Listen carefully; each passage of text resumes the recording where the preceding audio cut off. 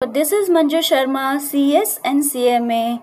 Welcome to our channel Zoom Your Skill. So today this video is very important because today we are going to break down the newly launched form AOC 4 changes and that too with the field wise. So whether you are a seasoned professional or just starting out, this video will guide you what are the key changes or existing changes in the fields has taken place. So just watch the full video so that you will understand what are the enhancement has taken place in MCA V3 AOC 4 form. So let's discuss field wise. I know this video will going to little lengthy, but please do watch so that you can be compliant in timely manner. So आइए field wise हम बात करते हैं कौन कौन सी field में क्या क्या चेंजेस हुए हैं. सो पहला जो चेंज है फील्ड नंबर 1 में है. V2 में अगर हम बात करें, जैसे यहाँ पर आपको स्क्रीन वाइज आपको सबके स्क्रीनशॉट यहाँ पर फील्ड वाइज दिए गए हैं. आपको समझ आ जाएगा कि V2 में क्या था और V3 में क्या था. सो पहला जो चेंज है V2 में अगर हम देखेंगे, जैसे ही हम कंपनी का सिन डालते थे, नेम एंड फाइनेंशियल ईयर हम डालते थे, बट अभी V3 में क्या हो गया, V3 में आपको दो फील्ड नंबर 1 में ऐड करे गए हैं. क्या है? Authorise capital of the company as on date of filing and number of members of the company as on date of filing. So ये V2 का स्क्रीनशॉट है, ये V3 का स्क्रीनशॉट है. यहाँ पर अगर आप देखेंगे 1B एंड 1C ये दोनों के दोनों नए चेंजेस हैं जो V3 में इंट्रोड्यूस करे हैं AOC 4 फॉर्म में. अब ऑथोराइज कैपिटल किस केस में होगा? जिसकी कंपनी की शेयर कैपिटल होगी. और नंबर ऑफ मेंबर्स उस केस में होगा जहाँ पर ऑथोराइज कैपिटल नहीं होगी, जहाँ पर कंपनी लिमिटेड बाय मेंबर्स और गारंटी है.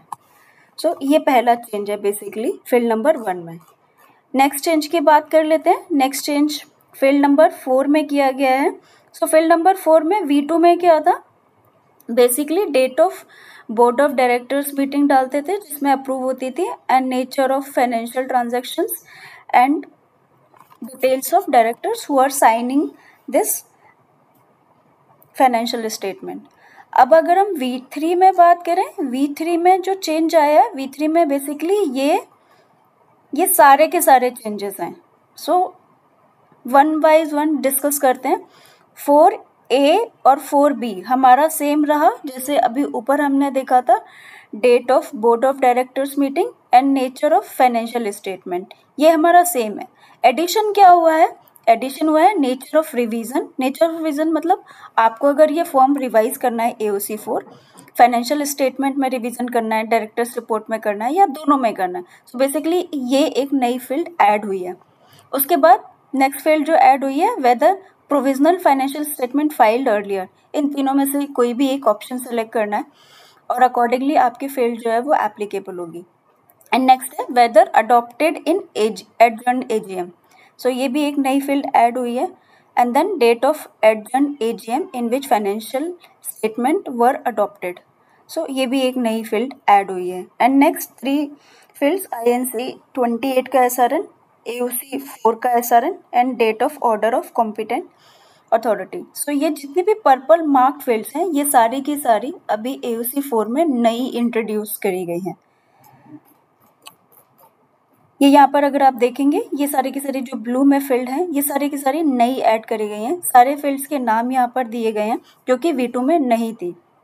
अब अगर हम बात करें, सो ये एप्लीकेबल कब होंगी. सो यहाँ पर नोट में दिया गया है field number 4B, 2nd, 6th and 7th and 8th is applicable when revision is selected in field 4B1.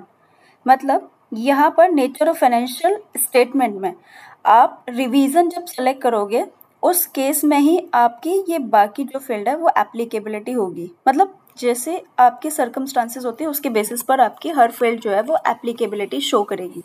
सो ये फील्ड नंबर 4 में चेंजेस थे, जो नए 7 चेंजेस किए गए हैं. नेक्स्ट हम बात करते हैं, इसी में फील्ड नंबर 4B में एक और चेंज किया गया है. अगर आप V2 में देखेंगे, V2 में सिर्फ details of directors, manager, secretary and CEO CFO मांगता था बैलेंस शीट साइन करने के लिए.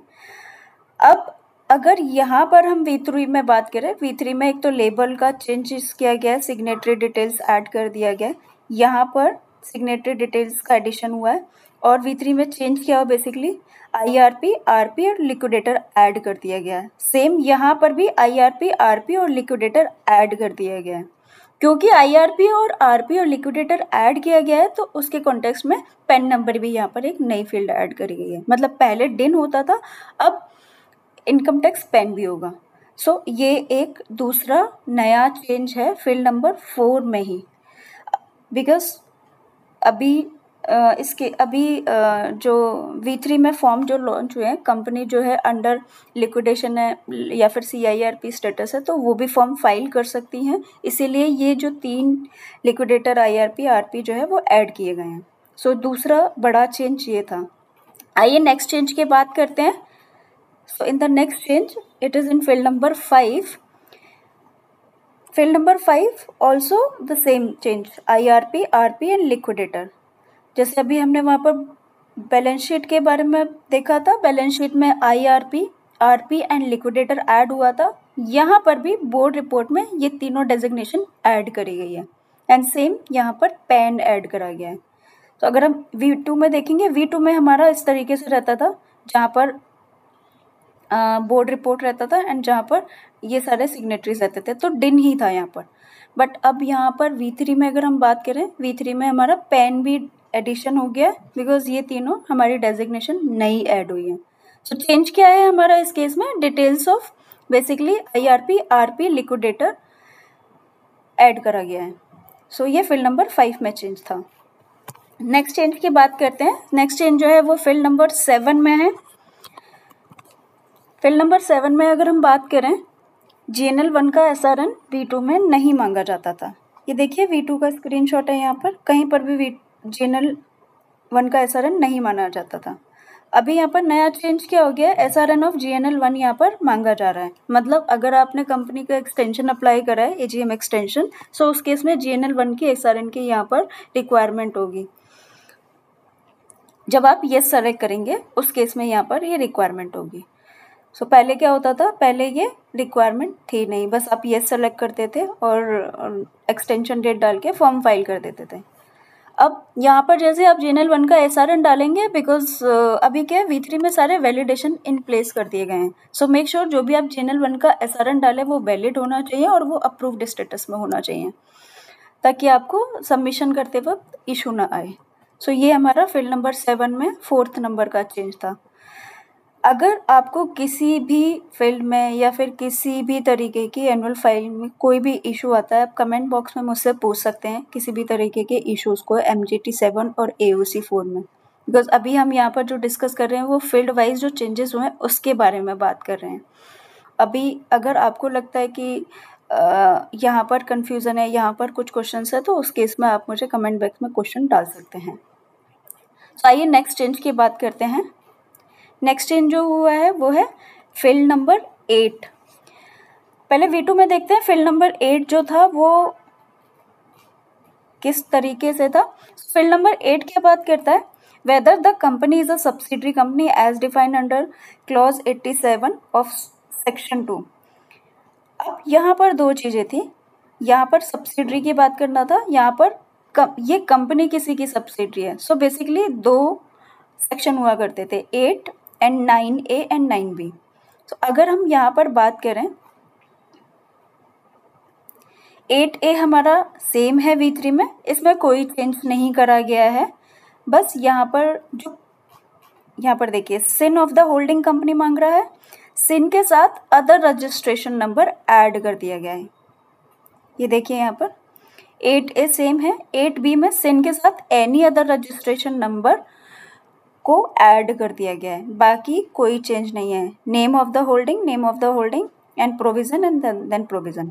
अब मेजर जो चेंज हुआ है वो कहाँ पर हुआ है, वो हुआ है 8th E में। V3 में क्या है, V3 में 8th E करके नया पॉइंट ऐड करा गया, मतलब बेसिकली इसी को ही यहाँ पर सब्स्टिट्यूट कर दिया गया है। अगर आप यस इसे क्लिक करेंगे, सो यस के केस में आपका जो है वो एक नया लिंक्ड फॉर्म खुलेगा। अब वो नया लिंक्ड फॉर्म आपको जब AOC4 सबमिट करोगे उसके बाद जनरेट होगा, बेसिकली लिंक्ड में जनरेट होगा। सो जैसे हम V2 में क्या करते थे, ये टेबल फिल करते थे, अब आपको टेबल नहीं फिल करनी, एक नया फॉर्म बना दिया गया है as per provision of the companies act. Basis on that if you select yes, then AOC will generate this form, link form. So make sure whenever you file the form, you file with due care. So this was the change in field number 8. So this changes is highlighted in field number 8B. Any other registration number is added in new notified form. In V2 there were separate field 9A, 9B with the name this. Field number 8E, this is added removing the table. So in the red font it is mentioned, if user select yes, then user has to file AOC1 as a mandatory linked form post submitting the AOC4. What is the layout of AOC1, that you can refer in the MCA notification. So I hope ये वाला change आपको clear हो गया होगा field number 8 में subsidiary and holding को लेके जो हमारे चेंजेस हुए हैं। सो आइए नेक्स्ट चेंज के बारे में बात करते हैं। नेक्स्ट चेंज है हमारा फील्ड नंबर 9 में। सो अगर फील्ड नंबर 9 में बात करूँ, यहाँ पर बेसिकली हमारा ऑडिटर का डिटेल्स आता था। सो लुक एंड फील को चेंज करा गया है फील्ड नंबर 9 में। जो हमारे V2 में फील्ड थे ऑलमोस्ट सारे वही है V3 में, बस बेसिकली रीअरेंजमेंट ऑफ फील्ड्स का यहाँ पर किया गया है। जैसे V2 में अगर हम बात करें, V2 में हमारा नंबर ऑफ ऑडिटर डाल के यहाँ पर एक टेबल बना रहता है, टेबल के हिसाब से हम अपनी इन्फॉर्मेशन फिल करते हैं। बट अभी V3 में कैसा हो गया, यहाँ पर V3 में लुक एंड फील चेंज कर दिया है। मतलब ये जो ADT1 का SRN था इसको ऊपर लेकर आ गए एंड नंबर ऑफ ऑडिटर ये सेम रहा है यहाँ पर, बाकी इन्फॉर्मेशन जो है वो सेम है।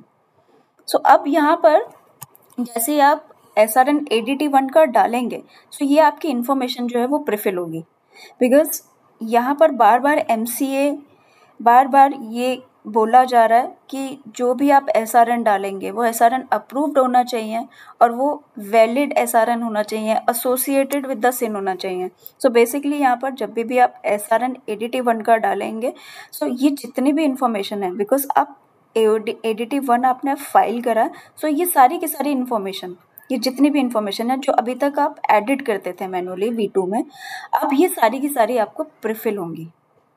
सो प्रीफिल होंगी, ऑटोमेटिकली आपका काम बेसिकली कम हो गया, सारी इन्फॉर्मेशन प्रीफिल हो जाएंगे जैसे आप ADT1 का SRN डालेंगे। सो ये बेसिकली लुक एंड फील इस टेबल में दिया गया है। सो फील्ड नंबर 9 में हमने डिस्कस कर लिया क्या बेसिकली चेंज हुआ है।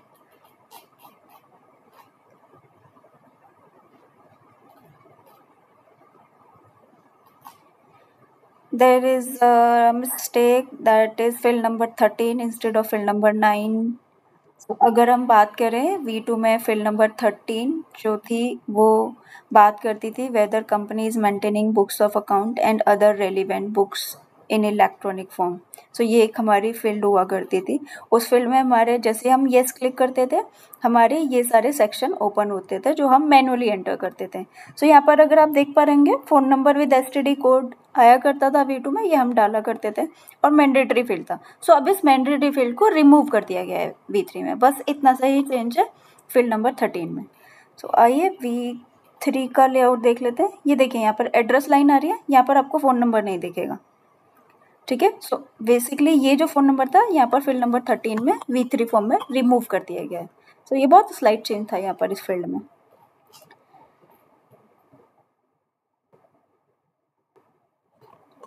नेक्स्ट चेंज के बारे में डिस्कस करते हैं। अब हम बैलेंस शीट में लैंड कर गए हैं। सो बैलेंस शीट में अब हम V2 का पहले देखते हैं। V2 में हमारे पास इस तरीके का लेआउट हमारा होता था। हम यहाँ पर करंट ईयर की फिगर डालते थे और यहाँ पर प्रीवियस ईयर की फिगर डालते थे। सो यहाँ पर देखिए यहाँ पर सेम है लेआउट हमारा, शेड्यूल 3 के हिसाब से ये कोई चेंजेस नहीं है। बट मेजर जो चेंजेस किया गया है वो यहाँ पर ये वाला ऐड किया गया है V3 में, reasons for change in prefilled figures of previous reporting period. So आइए इसको समझ लेते हैं। Part B balance sheet, V2 has not captured the following in balance sheet. In V3, following column field is included in balance sheet. Reason for change in pre-filled figures of previous reporting period. This will be available in all the schedules of balance sheet and profit and loss account.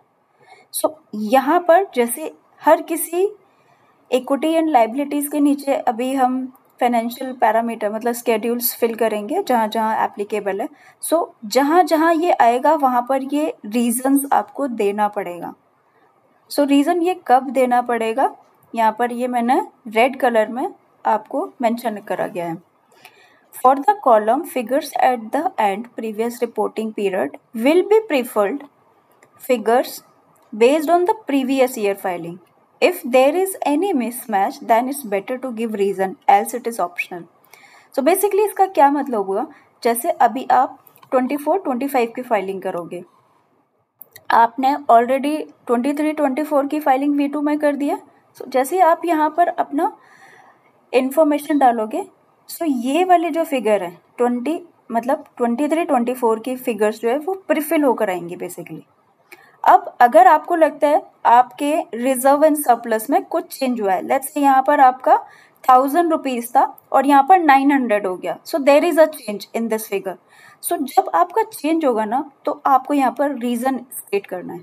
सो यहाँ पर वो यही बोलने की कोशिश कर रहा है, reason for change in pre filled figures of previous reporting period. मतलब जो आपने पहले जो फिगर डालकर आए थे यहाँ पर अब कुछ चेंज हो रहा है, सो उस चेंज का रीज़न यहाँ पर स्टेट करना है बेसिकली. सो यहाँ पर this will go with the entire balance sheet. मतलब ये मैंने सिर्फ इतना स्क्रीनशॉट लगाया, बट आपकी हर लाइन आइटम के अगेंस्ट जहाँ पर आपको चेंज लगता है वो आपको मेंशन यहाँ पर करना है. सो आई होप ये आपको क्लियर हुआ होगा कि यहाँ पर ये वाला जो नया कॉलम आइटम जो है वो ऐड किया गया है यहाँ पर.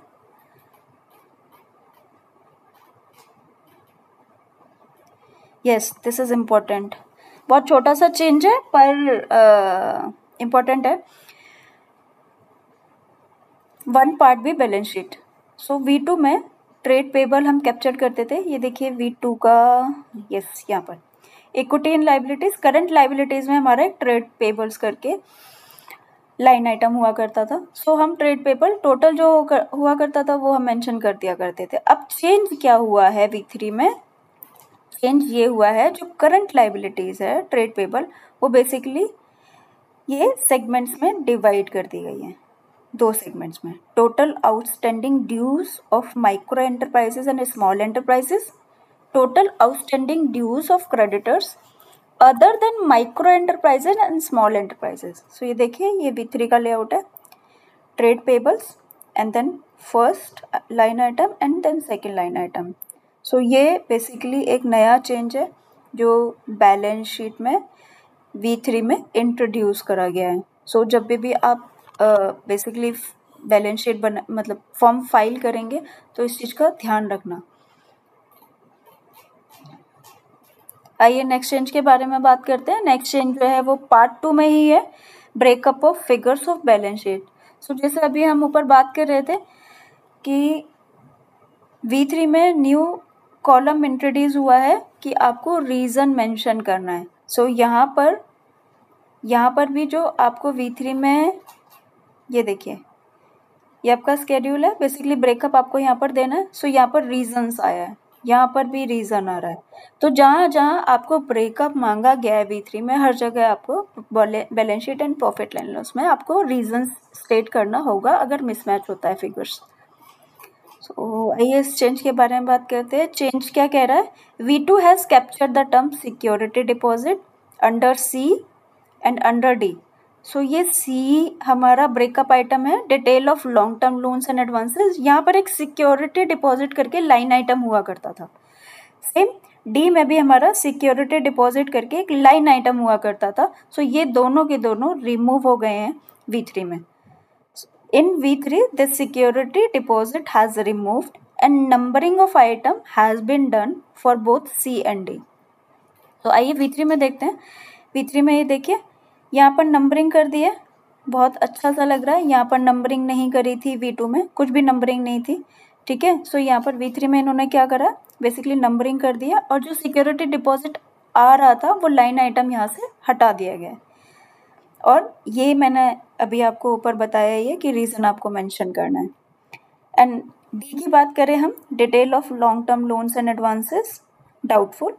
सो यहाँ पर भी सिक्योरिटी वाले लाइन आइटम को हटा दिया गया है और जो नंबरिंग है वो यहाँ पर भी कर दी गई है। सो ये एक स्लाइड चेंज था बैलेंस शीट के ब्रेकअप अमाउंट में। नेक्स्ट चेंज की बात करते हैं। नेक्स्ट चेंज है हमारा part 2, breakup of figures of balance sheet. अगर हम बात करें V2 में डिटेल्स ऑफ ट्रेड रिसीवेबल हम शो करते थे, ठीक है, जिसमें हम दिखाते थे कि exceeding 6 months, with in 6 months, दोनों फाइनेंशियल ईयर के लिए देते ही थे। ये हमारी V2 की स्क्रीन है, exceeding 6 months, with in 6 months, current reporting period के लिए भी और प्रीवियस रिपोर्टिंग पीरियड के लिए। अभी V3 में क्या हो गया, V3 में ये बेसिकली जो टाइम बेस्ड क्लासिफिकेशन था उसको ख़त्म कर दिया गया है और ये जितनी भी फील्ड थी वो बड़ी ब्यूटीफुली मतलब नंबरिंग कर दी गई है। सो ये रिमूव हो गया, ये भी रिमूव हो गया और इन फील्ड को नंबरिंग कर दिया गया है। आइए V3 में देखते हैं। V3 में ये देखिए यहाँ पर इसको नंबरिंग कर दिया गया है जो भी हमने ऊपर बात करी, और यहाँ पर जो अभी exceeding 6 month, within 6 months आ रहा था, अब आपको टोटल यहाँ पर लिखना है, मतलब इन दोनों का टोटल करके जो आपका टोटल आएगा वो यहाँ पर मेंशन करना है। Same goes for previous reporting period. But अगर आपका कुछ चेंज होता है यहाँ पर प्री फिल्ड फिगर में, सो आपको उसका रीज़न मेंशन करना है, प्रीवियस रिपोर्टिंग पीरियड का रीज़न मेंशन करना है।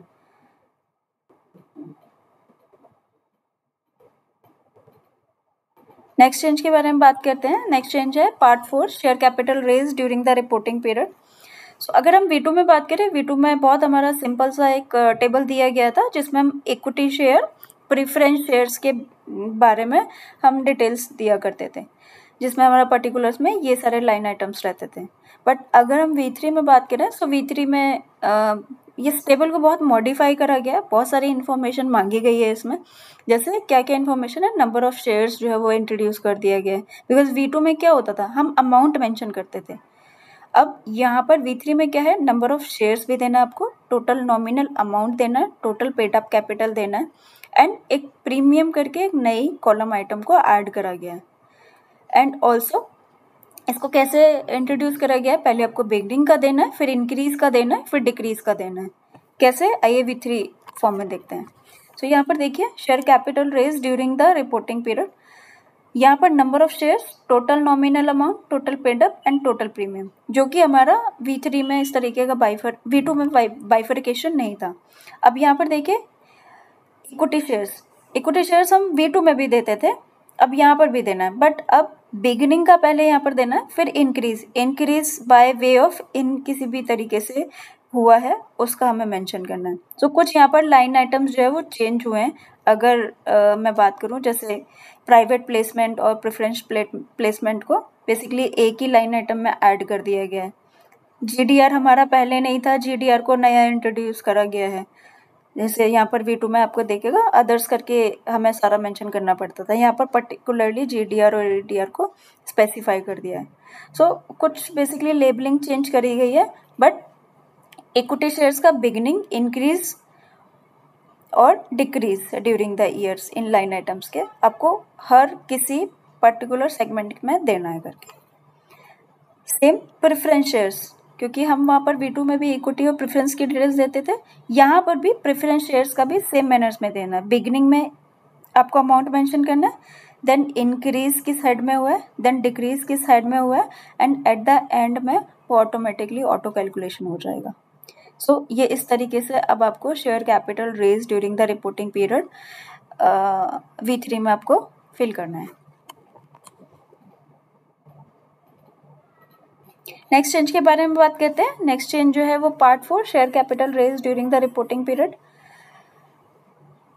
ये भी कॉपी हो गया है, गलत कॉपी हो गया है बेसिकली। अगर हम बात करें V2 में जो है ये प्रॉफिट एंड लॉस का बेसिकली ये गलत यहाँ पर कॉपी हो गया है। सो V2 में अगर हम बात करें अदर इनकम करके कैप्चर्ड होती थी हमारी लाइन आइटम, V3 में इसको बाइफरकेट कर दिया गया है 4 लाइन आइटम्स में। सो ये अदर इनकम होता था, हमें अदर इनकम यहाँ पर मेंशन करनी पड़ती थी, और V3 में अगर हम बात करें तो अदर इनकम को बाइफरकेट कर दिया गया है यहाँ पर, dividend income, interest income, net gain, other operating income. So जब आप बैलेंस शीट बनाएंगे तो ध्यान से भरिएगा इन फिगर्स को, बिकॉज ये लाइन आइटम्स यहाँ पर V3 में इंट्रोड्यूस करे गए नए। नेक्स्ट चेंज की बात करें हम, नेक्स्ट चेंज जो है part 2 detail profit and loss items. So V2 में क्या था, there was no numbering of items for A-B, means detail of earning and expenditure in foreign currency, and reason was also not included in V2. अब यहाँ पर क्या करा गया है, एक तो नंबरिंग कर दी गई है details of earning in foreign exchange, and same जो रीज़न अभी हम ऊपर से बात करते चले आ रहे हैं कि हमें रीज़न स्टेट करना है, वो रीज़न यहाँ पर भी आपको देना पड़ेगा। तो देखिए V2 में कैसा था, कोई भी नंबरिंग नहीं थी यहाँ पर, और यहाँ पर एक रीज़न करके जो कॉलम है V3 में ऐड करा गया वो भी नहीं था, सेम A एंड B दोनों के लिए। So, अभी V3 में क्या हो गया, V3 में ये देखिए लाइन आइटम्स को नंबरिंग कर दिया है, और ये रीज़न यहाँ पर रीज़न वाला कॉलम जो है वो ऐड कर दिया गया है। So, अगर मैं बात करूँ यहाँ पर भी आपको वही सेम रीज़न स्पेसिफाई करना है। जैसे आपका रॉयल्टी जो था यहाँ पर 1 लाख था प्रीवियस ईयर में, जब आप लास्ट ईयर अपनी बैलेंस शीट V2 में बनाकर आए थे, बट अभी आपके पास जो बैलेंस शीट आई है वहाँ पर आपका 80,000 आ गया है। सो वो 20,000 का जो डिफरेंस आया उसका रीज़न क्या है, वो रीज़न आपको यहाँ पर स्टेट करना है। सो आपको इन दोनों के डिफरेंस का रीज़न नहीं देना है, बेसिकली आपका ये जो प्रीवियस रिपोर्टिंग पीरियड है, आपके पास आज जो बैलेंस शीट है उसमें जो अमाउंट है और आपकी जो प्रीवियस ईयर की बैलेंस शीट थी उसमें कुछ डिफरेंस होता है, तो आपको यहाँ पर रीज़न स्टेट करना है। So be cautious while writing this reason when there is a difference in this reporting period and the previous balance sheet, then only you have to capture the reason. So same goes for numbering and then reasons. Next change is part 3 financial parameters profit and loss account items. So, अगर हम बात करें V2 में there was no such parameter for item number 10 added in V3. So ये अगर हम देखेंगे ये फाइनेंशियल पैरामीटर है प्रॉफिट एंड लॉस का, ठीक है, 9 लाइन आइटम्स थे। अब V3 में क्या है, एक नया लाइन आइटम ऐड करा गया है। क्या है वो line item, contribution made under subsection 3 of section 182। क्या है सेक्शन 182, जो हम पॉलिटिकल कॉन्ट्रीब्यूशंस करते हैं बेसिकली, वो हमें प्रॉफिट एंड लॉस में एक फाइनेंशियल पैरामीटर में दिखाना पड़ेगा यहाँ पर। सो V3 में देखते हैं कैसे करा गया इसको ऐड। ये हमारे फाइनेंशियल पैरामीटर है, बेड डेट्स तक तो हमारा V2 में आ रहा था। सो जो लाइन आइटम है third, contribution made under subsection 3 of section 182, इसको ऐड करा गया बेसिकली इस financial parameter of profit and loss में। So this was another new change. And then next change की बात करते हैं। नेक्स्ट चेंज जो है V2 में अगर हम बात करें सेगमेंट थर्ड की, तो सेगमेंट थर्ड हमारा था रिपोर्टिंग ऑन CSR। सो ये हमारा रिमूव कर दिया गया है। क्यों? क्योंकि अब ये हमारा लिंक्ड फॉर्म बन गया है। सो जैसे ही आप AOC 4 सबमिट करेंगे, अगर आपके ऊपर एप्लीकेबल है सो लिंक फाइलिंग बन जाएगी इस बार।